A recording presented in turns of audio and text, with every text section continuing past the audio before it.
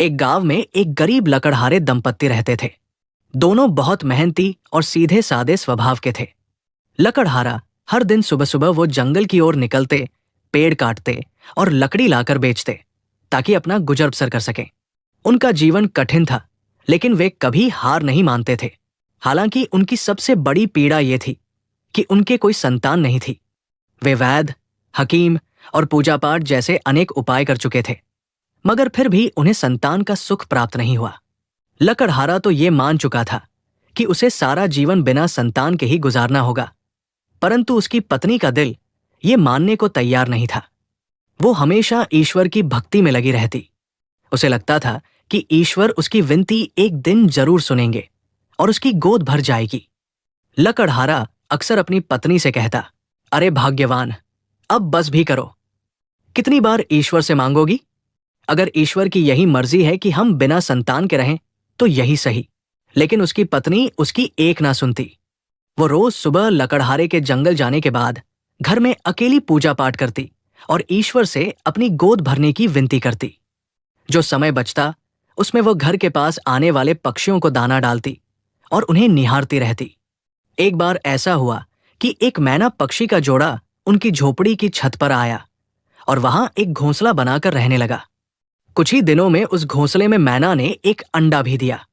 वो जोड़ा रोज सुबह भोजन की तलाश में उड़ जाता और शाम को वापस लौट आता। लकड़हारे की पत्नी ये सब रोज देखती थी, पर एक दिन शाम को वो जोड़ा वापस नहीं लौटा।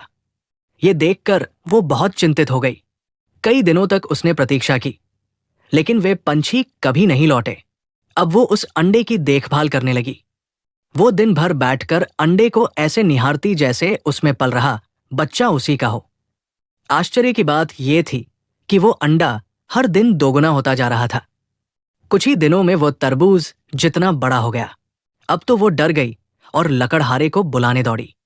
लकड़हारा घर आया तो दोनों अंडे के पास पहुंचे। तभी वो अंडा लुढ़क कर उनके पैरों के पास आ गया। लकड़हारे ने डरते हुए जैसे ही उसे हाथ लगाया, वो अंडा फट गया और उसमें से एक सुंदर प्यारी सी छोटी बच्ची निकल आई। लकड़हारे की पत्नी उस बच्चे को देखकर बहुत ही खुश हुई और तुरंत उस बच्चे को अपने सीने से लगा लिया। क्योंकि वो लड़की मैना की बेटी थी, इसलिए लकड़हारे और उसकी पत्नी ने उस लड़की का नाम मैनावती रख दिया और उसे अपनी बेटी बनाकर उसका पालन पोषण करने लगे। दोनों पति पत्नी गरीबी में भी मैनावती का बहुत ही अच्छे से ख्याल रखते। मैनावती को देखते वे फूले नहीं समाते थे। अब उनका समय बड़ी खुशी पूर्वक बीत रहा था। अब मैनावती बड़ी हो रही थी। मैनावती बड़ी होकर सर्वगुण संपन्न और बहुत ही सुंदर हो गई थी। वो इतनी सुंदर थी कि उसे जो भी देखता बस देखता ही रह जाता। एक बार की बात है, मैनावती अपनी सखियों के साथ मेला देखने के लिए गई। संयोग की बात है, उस समय राज्य का राजा भी उस मेले में आया हुआ था। राजा की नजर जैसे ही मैनावती पर पड़ी, उसकी सुंदरता पर वो मोहित हो गया और तुरंत अपने सेनापति को आदेश दिया कि पता करो ये सुंदरी कौन है, इसके माता पिता कौन है। तब सेनापति ने फौरन उस लड़की के बारे में सारी जानकारी जुटाकर राजा को बता दी। अगले दिन राजा ने लकड़हारे के पास उसकी बेटी मैनावती से विवाह करने का प्रस्ताव भेजा। लकड़हारा अपनी बेटी मैनावती का विवाह राजा से करवाने पर तैयार हो गया। उसकी खुशी का तो कोई ठिकाना ही नहीं था। वो दौड़कर अपनी पत्नी के पास गया और कहने लगा, अरे भाग्यवान, हमारी बेटी मैनावती के तो भाग्य खुल गए। राजा साहब हमारी बेटी मैनावती से विवाह करना चाहते हैं। ये सुनकर तो उसकी पत्नी भी खुशी से झूमने लगी। दोनों पति पत्नी बहुत ही खुश थे और बहुत ही खुशी खुशी मैनावती का विवाह राजा से कर दिया गया। राजा की पहले से ही एक रानी थी। अब मैनावती राजा की दूसरी रानी बनकर महल में आ गई। महल में आते ही रानी मैनावती का खूब जोरों शोरों से स्वागत किया गया। महाराज उसे मैना सुंदरी कहकर बुलाने लगे। महल में मैना सुंदरी की सुंदरता के चर्चे होने लगे। हर तरफ बस यही चर्चा थी कि छोटी रानी मैनावती तो बड़ी रानी से बहुत ही सुंदर है। ये सुनकर बड़ी रानी मैनावती से जलन से भर गई।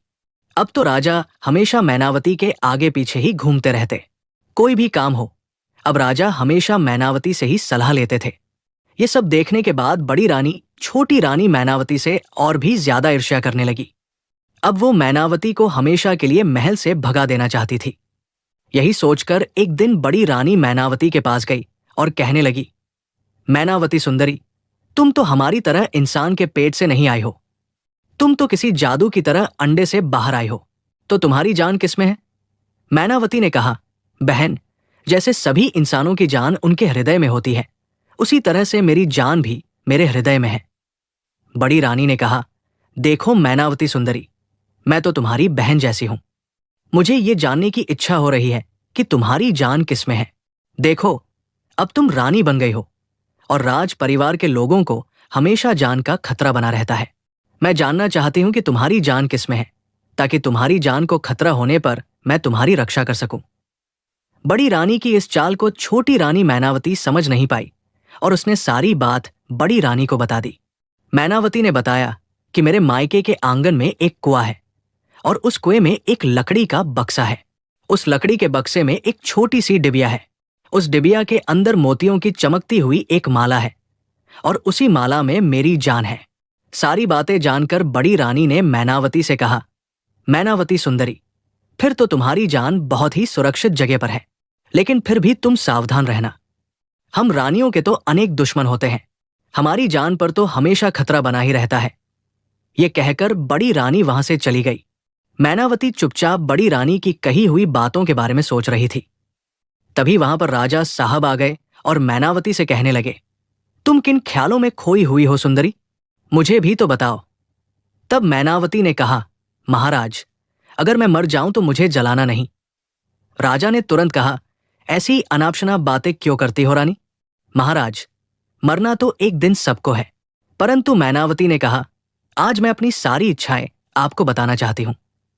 तब मैनावती ने आगे कहा, महाराज, जब मैं मर जाऊं तो मेरे शरीर को जलाना नहीं, बल्कि एक महल बनाकर उसके आंगन में मेरे शरीर को रख देना और उस महल के चारों तरफ ऊंची ऊंची दीवारें बनवा देना, ताकि उस महल के अंदर कोई प्रवेश ना कर सके।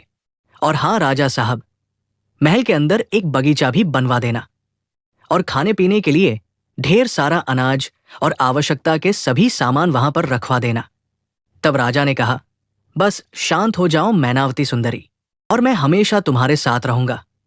यह कहकर राजा ने मैनावती को गले से लगा लिया। तब राजा ने देखा कि मैनावती तेज बुखार से तप रही है। राजा ने तुरंत राजवैद्य को बुलवाया और फिर मैनावती का उपचार होने लगा। राजवैद्य ने कुछ जड़ी बूटियां मैनावती को घोलकर पिलाईं और फिर राजा के पास जाकर कहने लगा, महाराज, खुशखबरी है, रानी मैनावती मां बनने वाली है। यह सुनकर राजा बहुत ही खुश हुए और अपने गले में पड़ी हुई सोने की माला उतारकर उन्होंने राजवैद्य को दे दी। पूरे राज्य में खुशी की लहर दौड़ गई। राजा की यह पहली संतान थी, क्योंकि बड़ी रानी को अभी तक कोई संतान नहीं हुई थी। अब तो वो मैनावती को और भी ज्यादा प्यार करने लगा था। ये देखकर बड़ी रानी और भी ज्यादा जल गई। अब तो वो मैनावती को जल्दी से जल्दी राजमहल से हटाना चाहती थी। तब बड़ी रानी ने अपनी एक दासी को कहा कि तुरंत किसी गोताखोर को बुलाकर लाओ। दासी गोताखोर को बड़ी रानी के पास लेकर आई। बड़ी रानी गोताखोर से कहने लगी, तुम तुरंत मैनावती सुंदरी के मायके जाओ। जब उसके माता पिता घर पर नहीं हो तो मौका पाकर उसके घर में घुस जाना।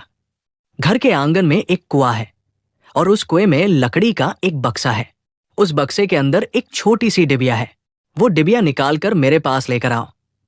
मैं तुम्हें मुंहमांगा इनाम दूंगी, लेकिन ध्यान रहे, अगर तुम इस कार्य में असफल रहे या फिर किसी को कानो कान पता लगा तो मैं तुम्हें जान से मरवा दूंगी। रानी का आदेश पाकर गोताखोर तुरंत मैनावती सुंदरी के मायके चला गया और मौका पाकर जल्दी ही गोताखोर ने घर के आंगन के कुएं से लकड़ी का वो बक्सा निकालकर उसमें पड़ी हुई छोटी सी डिबिया को निकाल लिया। जैसे ही वो डिबिया बक्से से निकली, मैनावती सुंदरी की तबीयत खराब होने लगी। गोताखोर ने वो डिबिया महल में आकर बड़ी रानी को दे दी। इधर मैनावती सुंदरी की तबीयत और भी ज्यादा बिगड़ गई थी। उसकी सांसें ऊपर की ऊपर और नीचे की नीचे रहने लगी। बड़ी रानी उस डिबिया में से मोतियों की माला को निकालकर अपने गले में पहनकर जोर जोर से हंसने लगी, क्योंकि अब मैनावती सुंदरी की जान उसके हाथों में थी। बड़ी रानी के माला पहनते ही मैनावती मूर्छित हो गई। राजा ने तुरंत राजवैद्य को बुलाया। राजवैद्य ने मैनावती को देखकर कहा, महाराज, हमारी रानी मैनावती अब इस दुनिया में नहीं रही। उनकी मृत्यु हो चुकी है। इतना सुनते ही राजा फूट फूट कर रोने लगा। पूरे महल में मातम सा छा गया। थोड़ी देर बाद राजा का मंत्री उनके पास आया और बोला, महाराज, अब रानी मैनावती के अंतिम संस्कार का समय आ गया है। उनके शरीर को जलाने की तैयारी करनी चाहिए। राजा ने कहा, मंत्री जी, नहीं, हम मैनावती के शरीर को जलाएंगे नहीं। नगर के बाहर एक दूसरा महल तैयार करवाओ। उसके आंगन में रानी मैनावती को सिंहासन सहित रखवा दो। उस महल को चारों तरफ ऊंची ऊंची दीवारों से घेर दो ताकि उसके अंदर कोई प्रवेश न कर सके। साथ ही महल के अंदर ढेर सारा खाने पीने का सामान और सुख सुविधाओं की सारी चीजें रखवा दो। ये हमारी मैनावती की अंतिम इच्छा थी। मंत्री राजा की बातें सुनकर हैरान था, परंतु उसे राजा के आदेश का पालन करना था। नगर के बाहर मैनावती का एक बड़ा सा महल बनवा दिया गया और उसे ऊंची दीवारों से घेर दिया गया।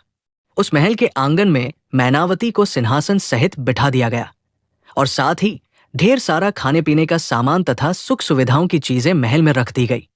मैनावती की मृत्यु पर बड़ी रानी, राजा की दूसरी पत्नी, बहुत खुश थी, लेकिन राजा उनकी मौत पर बहुत दुखी था। उसका मन किसी काम में नहीं लग रहा था। वो हमेशा मैनावती की यादों में खोया रहता। एक दिन राजा ने सोचा, मैनावती ने आखिर अपने शरीर का अंतिम संस्कार करने से मना क्यों किया था? क्या वो फिर से जीवित होकर लौट आएंगी? परंतु फिर राजा ने सोचा कि मरे हुए लोग कभी वापस नहीं आते। राजा मैनावती की याद में उनके महल के चारों ओर रोज चक्कर लगाया करता था। एक दिन राजा ने उस महल के अंदर से एक बच्चे के रोने की आवाज सुनी। राजा हैरान था कि महल के अंदर बच्चा कहां से आ गया। बच्चे को देखने के लिए राजा महल के अंदर घुस गया। तब राजा ने देखा कि मैनावती का मृत शरीर आंगन में रखे हुए सिंहासन पर पड़ा हुआ है और उसके बगल में एक छोटा सा बच्चा रो रहा है। राजा ने जैसे ही बच्चे को अपनी गोद में उठाया, बच्चा चुप हो गया। थोड़ी देर तक राजा की गोद में खेलने के बाद वो बच्चा सो गया। राजा ने उसे मैनावती की बगल में सुला दिया और महल से निकल गया। अगले दिन राजा बच्चे को देखने फिर से महल में आया। उसने देखा कि बच्चा आंगन में खेल रहा था। राजा ने बच्चे को अपनी गोद में उठा लिया। बच्चा खेलने लगा और फिर राजा की गोद में ही सो गया। राजा ने उसे फिर मैनावती के पास सुला दिया और चला गया। अब यह राजा का नियमित काम बन गया। वो रोज बच्चे से मिलने महल में आता, उसके लिए खिलौने और खाने पीने का सामान लाता। कुछ देर बच्चे के साथ खेलने के बाद वो उसे मैनावती की बगल में सुलाकर वापस चला जाता। धीरे धीरे समय बीता और बच्चा बड़ा होने लगा। वो बोलने लगा था और बातें समझने लगा था। एक दिन राजा ने उससे पूछा, बेटा, तुम्हारी माँ कहाँ है? बच्चे ने मैनावती की तरफ इशारा करते हुए कहा, यही मेरी माँ है। ये सुनकर राजा चौंक गया। वो समझ गया कि ये बच्चा मैनावती का ही है। राजा ने फिर पूछा, तुम्हें रोज खाना कौन खिलाता है? बच्चे ने कहा, मेरी माँ। राजा आश्चर्यचकित होकर मैनावती की ओर देखा। वो तो बिल्कुल निष्प्राण पड़ी थी। फिर वो बच्चे को कैसे पाल सकती थी? राजा ने बच्चे से फिर पूछा, बेटा, तुम्हारी माँ कब जागती है? बच्चे ने जवाब दिया, मेरी माँ रोज रात को जागती है।